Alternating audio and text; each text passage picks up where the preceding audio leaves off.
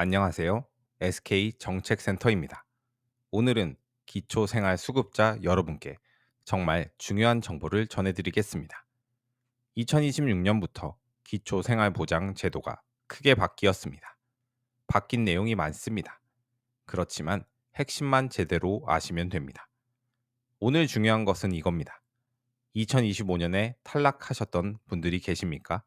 아깝게 몇만 원 차이로 탈락하셨던 분들이라면 올해는 다릅니다. 기준이 바뀌었습니다. 반드시 다시 신청하시기 바랍니다. 오늘은 2026년 기초생활보장제도의 핵심 변경 사항 7가지를 말씀드리겠습니다. 첫째, 기준 중위소득 역대 최대 인상. 둘째, 급여별 지급액 상향. 셋째, 청년 근로소득 공제 확대. 넷째, 자동차 기준 대폭 완화.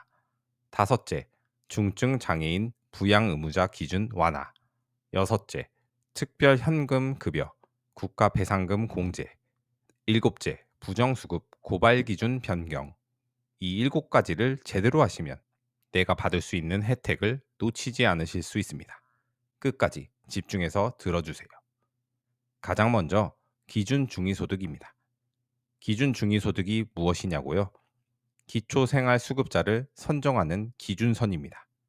이 기준선이 올라가면 더 많은 분들이 혜택을 받을 수 있습니다. 2026년 기준 중위소득이 역대 최대 폭으로 올랐습니다. 구체적인 숫자를 말씀드리겠습니다. 1인 가구 기준 2025년에는 월 239만 2013원이었습니다. 2026년에는 256만 4238원입니다. 17만 2225원이 올랐습니다. 인상률은 7.2%입니다. 4인 가구는 2025년 609만 7,773원에서 2026년 649만 4,738원으로 올랐습니다. 39만 6,965원 인상입니다. 6.5% 인상입니다. 이것이 역대 가장 높은 인상률입니다. 제도가 도입된 이후 이렇게 많이 오른 것은 처음입니다. 왜 이것이 중요하냐고요? 기초생활급여는 기준 중위소득의 일정 비율 이하인 가구에만 지급됩니다. 기준선이 올라가면 그만큼 더 많은 가구가 수급 자격을 얻게 됩니다. 2025년 기준을 조금 넘어서 탈락하셨던 분들, 올해는 꼭 다시 신청하시기 바랍니다. 기준 중위소득이 오르면 각 급여 지급액도 함께 올라갑니다. 생계급여부터 말씀드리겠습니다. 생계급여는 기준 중위소득 32% 이하인 가구에게 지급됩니다. 1인 가구 기준 월 최대 82만 556원입니다. 지난해보다 약 5만 5천 원을 더 받으십니다. 주거급여입니다.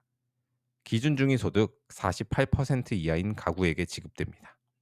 지역별로 임대료 지원액이 올랐습니다.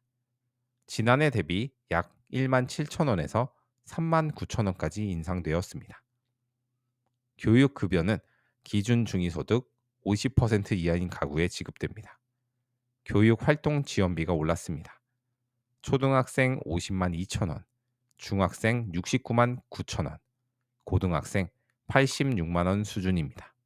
평균 6% 인상입니다. 의료급여도 바뀌었습니다. 그동안 부양 의무자 소득이 높을 때 수급자에게 10% 부양비를 부과했습니다. 이것이 2026년부터 완전히 폐지됩니다. 부양비 때문에 실질 혜택이 줄었던 분들은 올해부터 달라집니다. 일하는 청년 수급자 여러분께 좋은 소식입니다. 그동안은 수급자가 일해서 돈을 벌면 그 소득이 수급비에 영향을 줬습니다. 일할수록 수급비가 깎이는 구조였습니다. 그래서 일을 꺼리시는 분들도 계셨습니다. 이 문제를 해결하기 위해 근로소득 공제 제도가 있습니다. 일정 금액은 소득으로 보지 않겠다는 것입니다. 2026년부터 이 기준이 바뀌었습니다. 대상 연령이 확대됩니다. 지난해까지는 29세 이하 청년에게 적용되었습니다. 올해부터는 34세 이하까지 적용됩니다.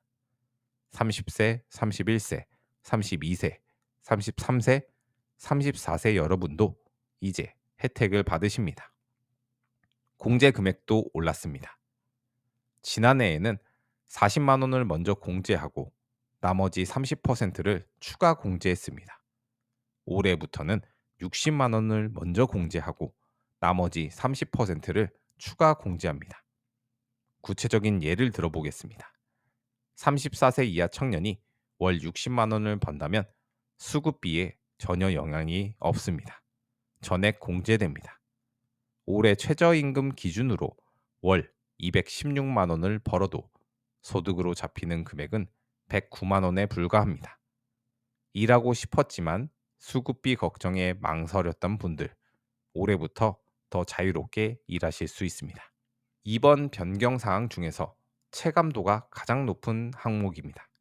자동차 기준입니다. 수급자에게 자동차 기준이 얼마나 까다로웠습니까? 웬만한 차는 전부 100% 소득으로 환산되었습니다. 오래된 중고차 한 대 때문에 수급 자격을 잃는 경우가 많았습니다. 2026년부터 이 기준이 크게 완화됩니다. 두 가지 변경 사항을 말씀드리겠습니다. 첫 번째로 차량가액 500만 원 미만이면서 10년 이상인 자동차, 지금까지는 100% 소득으로 환산했습니다. 올해부터는 일반 재산 환산율인 4.17%만 적용합니다. 엄청난 차이입니다. 예를 들어 보겠습니다. 차량가액 300만 원짜리 10년 된 차가 있습니다. 예전에는 300만 원 전부를 소득으로 받습니다. 이제는 4.17%만 적용하기 때문에 월 소득으로 환산되는 금액이 사실상 미미합니다. 탈락 위험이 크게 줄어들었습니다. 두 번째입니다. 다자녀 기준이 바뀌었습니다. 지난해까지는 18세 미만 자녀가 3명 이상인 가구에게 자동차 관련 완화 기준을 적용했습니다. 올해부터는 2명 이상이면 됩니다. 자녀가 2명인 가구도 배기량 2500cc 미만 차량에 대해 완화된 기준을 적용받습니다. 승합, 화물 자동차 기준도 바뀌었습니다. 생계 의료급여 수급자가 승합 화물차를 가질 수 있는 기준에서 차량가의 기준이 200만 원 미만에서 500만 원 미만으로 상향되었습니다. 차 때문에 수급 신청을 포기하셨던 분들, 올해 반드시 다시 확인하시기 바랍니다. 의료급여 수급자 중에 중증 장애인이 계신 가구, 이분들께 중요한 변경 사항입니다. 의료급여는 부양 의무자 기준이 특히 엄격합니다. 가족 중에 소득이나 재산이 일정 기준 이상인 사람이 있으면 수급 자격이 안 됩니다. 그런데 올해부터 별도 가구 중증 장애인에 대해 부양 의무자 기준이 완화됩니다. 별도 가구가 무엇이냐고요? 같이 살고 있어도 따로 사는 것처럼 보는 가구입니다. 예를 들어 어머니와 중증 장애인 자녀가 함께 살고 있다면 자녀는 별도 가구입니다. 지난해 기준입니다. 이 경우 어머니 소득이 월 239만 원 이상이면 수급 자격에 영향이 있었습니다. 올해부터는 다릅니다. 어머니 혼자 계신 경우 월 435만 원까지 벌어도 됩니다.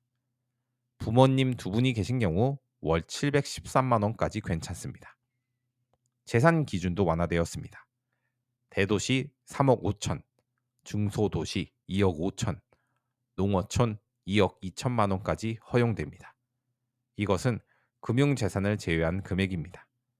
중증 장애인 가구 여러분, 이전에 부양 의무자 기준 때문에 탈락하셨다면 올해 다시 신청하시기 바랍니다. 두 가지를 함께 말씀드리겠습니다. 첫째, 특별 현금 급여입니다. 장기 요양 급여 중에 특별 현금 급여가 있습니다. 요양보호사 방문이나 시설 이용이 불가능한 경우에 예외적으로 현금을 지급하는 급여입니다. 지난해까지는 이 금액이 소득으로 잡혔습니다. 특별 현금 급여를 받으면 생계 급여가 깎이거나 수급자에서 탈락하는 경우가 생겼습니다. 올해부터는 다릅니다. 특별 현금 급여는 소득에서 공제됩니다. 더 이상 걱정하지 않으셔도 됩니다. 둘째, 국가 배상금입니다. 국가의 잘못으로 보상금이나 배상금을 받는 경우가 있습니다. 세월호 참사, 이태원 참사처럼 국가의 책임이 인정된 경우입니다. 그동안 수급자 여러분은 걱정이 있었습니다. 보상금 때문에 수급 자격을 잃는 건 아닐까 하는 걱정입니다. 올해부터는 달라졌습니다. 국가의 불법 행위로 받은 보상금, 배상금은 재산으로 계산하지 않습니다. 마음 편하게 받으시면 됩니다. 마지막으로 이 항목은 주의하셔야 할 내용입니다. 지난해까지는 부정수급 금액이 300만 원 이상이면 고발 대상이었습니다. 올해부터는 1,000만 원으로 기준이 올라갔습니다. 소액 실수에 대해서는 바로 고발하지 않는 방향으로 바뀌었습니다. 그렇지만 주의하셔야 합니다. 부정수급 기간이 6개월 이상이거나 금액 1,000만 원을 넘으면 반드시 고발합니다. 예외가 없습니다. 소득이나 재산에 변동이 생기셨습니까? 늦었다고 생각하지 마십시오. 지금이라도 반드시 신고하시기 바랍니다. 신고하지 않고 넘어가는 것이 훨씬 더 위험합니다. 오늘 말씀드린 핵심 내용을 다시 정리하겠습니다. 기준 중위소득이 역대 최대폭으로 올랐습니다. 더 많은 가구가 수급 혜택을 받을 수 있게 되었습니다.